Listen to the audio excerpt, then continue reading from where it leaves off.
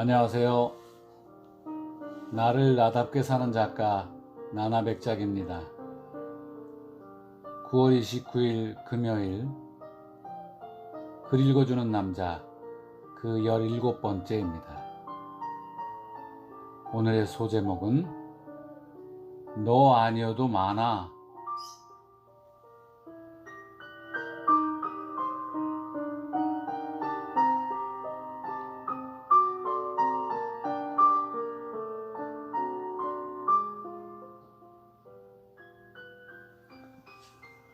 마술 봉사를 한 달에 2번은 좋게 했던 것 같습니다. 지금까지 대충 잡아도 17년 이상은 했죠. 중간에 쉰 경우는 코로나가 생긴 후 3, 4년은 못했고요.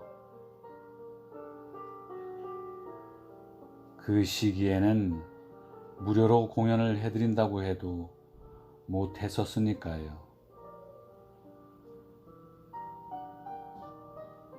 재능 기부를 목적으로 마술을 배웠지만 언젠가부터 약간의 공연료를 타에 의해 받기 시작했습니다.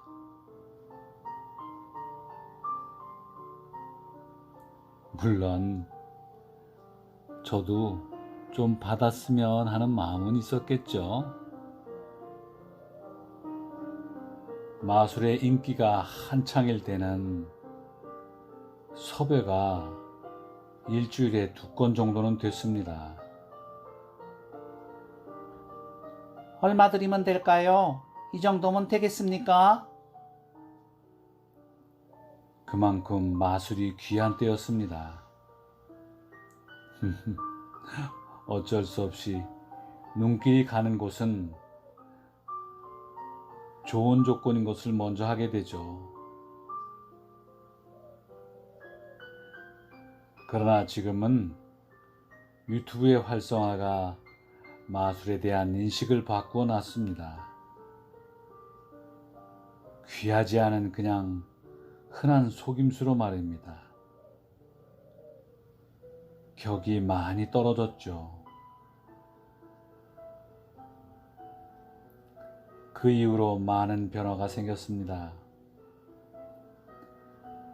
재능 기부송 무료 공연에서 많은 회의를 느끼게 됩니다.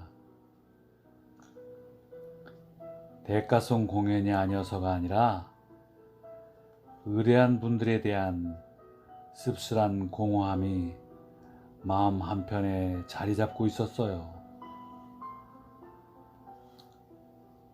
가수급은 아니어도 노래 부르는 사람들이나 민요, 색소폰 등 이런 분들에 대한 대우는 정도의 차이는 있지만 정중하고 감사하고 그런 표정과 행동이 보입니다.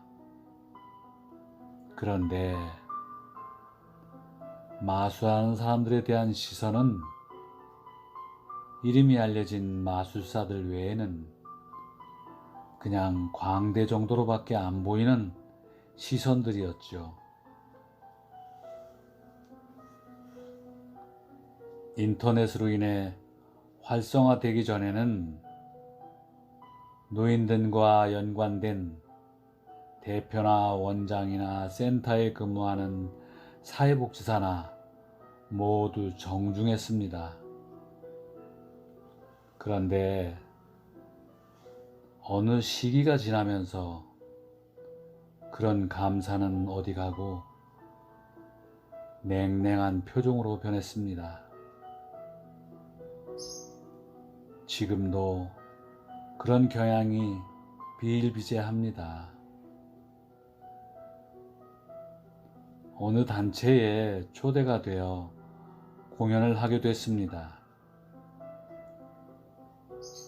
가수들이나 장구팀과는 달리 한창 관객의 참여를 유도하고 분위기가 후끈 달라올랐을 쯤 원장이 말합니다. 그만해. 대충 끝내. 헐. 정해진 시간을 받아 진행하고 있는데 말입니다. 원장의 그 말에 분위기는 다운되고 다음 순번을 준비하는 분위기로 넘어갑니다. 마술사는 마구잡이로 한 가지 한 가지 도구로 끝나면 재미가 없습니다. 마술도 스토리가 있어서 스토리에 맞게 액트를 짜고 순서대로 진행을 해야 클라이막스에 도달합니다. 그것이 마술의 시나리오거든요. 물론 시간이 모자라 원장이 그렇게 말할 수도 있습니다. 그러나 정작 관객이나 손님들이 즐거워하는 것이 무엇인지를 생각했다면 그런 행동은 안 되는 거죠. 어느 쥐약한 보호센터 일을 하나 더 예를 들어보겠습니다. 원장이 말합니다. 나 요 밑에 가서 머리 좀 다듬고 올 거니까 그냥 하고 가세요. 마술은 시나리오를 짜려면 무엇을 어떻게 할까, 무엇으로 효과를 넣을까, 소비되는 재료는 어떤 것으로 극대화시킬까, 이렇게 많은 시간과 준비를 해야 하고 소비되어 사라지는 소비성 재료도 구입해서 준비를 해야 하고 단 30분을 공연하기 위해 하루 꼬박 준비를 하기도 합니다. 더군다나 인지력이 조금 떨어지는 요양원이나 보호센터 어르신들에게 보여지는 공연은 눈에 크게 변화되는 도구를 사용해야 인지를 하십니다. 손끝으로나 카드나 소품이 크게 필요 없는 순수한 손기술의 마술은 이해를 못 하십니다. 그만큼 마술은 대충이 아닌 철저한 계획과 준비가 필요한 예술입니다.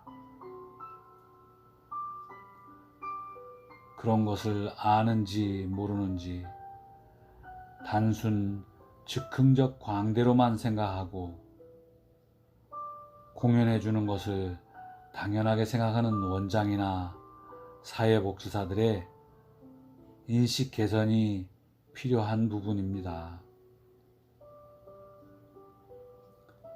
다른 곳들도 마찬가지겠지만 여러 단체의 대표 혹은 책임자 혹은 원장 아니면 사회복지사 이런 분들이 이런 일들을 섭외하고 조절합니다. 이분들이 가지고 있는 잘못된 인식들을 바꾸게 하기 위해서라도 대책이 필요했습니다. 제가 그분들에게 당당해지기로 마음을 먹게 됩니다. 그 방법으로 사회복지사가 되어 같은 위치, 같은 자격으로 대우받으며 당당하게 재능 기부자로서의 자존감을 회복시키고 잘못된 생각에 말해줄 수 있는 자격을 갖추고자 생각했기 때문입니다. 몇 년 전에 2년에 걸쳐서 고생한 끝에 사회복지사 국가 자격을 취득하게 됩니다. 나로서는 참 힘든 시간이었습니다. 그런데 같은 위치, 같은 자격으로 그들과 대하면 내 위상을 세울 수 있다고 생각했던 나의 계획에 커다란 착오가 생겼습니다. 그들은 그런 것에 신경 쓰지 않는다는 걸 고생하고 나서 그 뒤에서야 알게 됩니다. 바로 이 한마디가 내가 공부한 2년이란 세월을 도둑맞게 됩니다.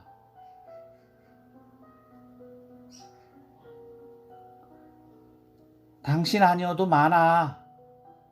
불리면 누구든지 다 와. 당신만 있는 줄 알아? 이럴 수가. 제가 아니어도 부르면 올 사람이 얼마든지 많이 있다는 거죠. 거기까지는 생각을 못했습니다.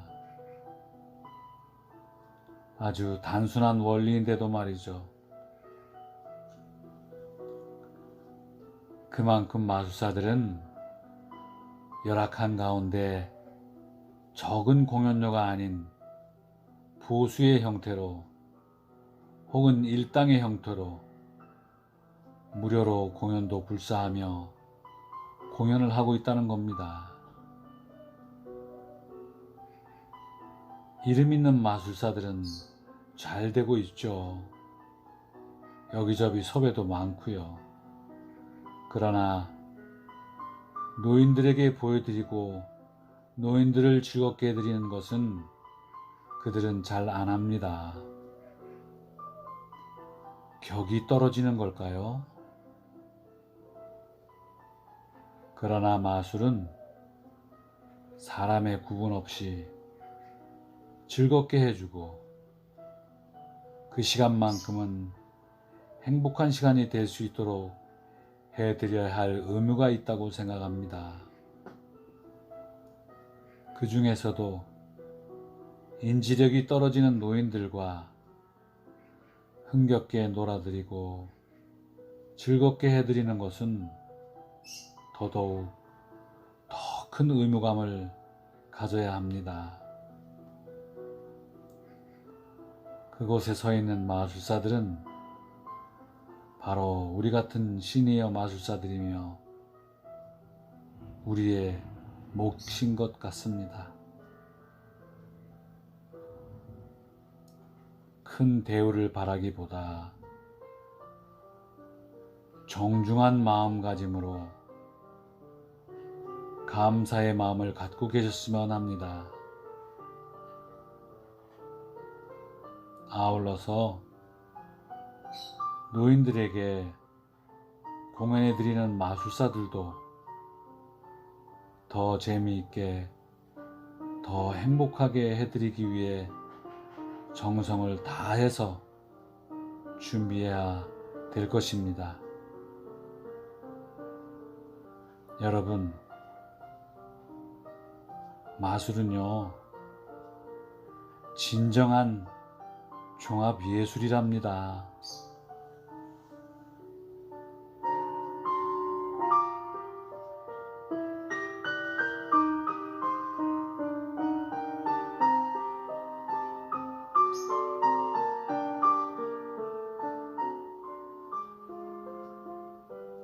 오늘은 책 읽어주는 남자 그 17번째였습니다. 좋은 날 되시고요. 고맙습니다.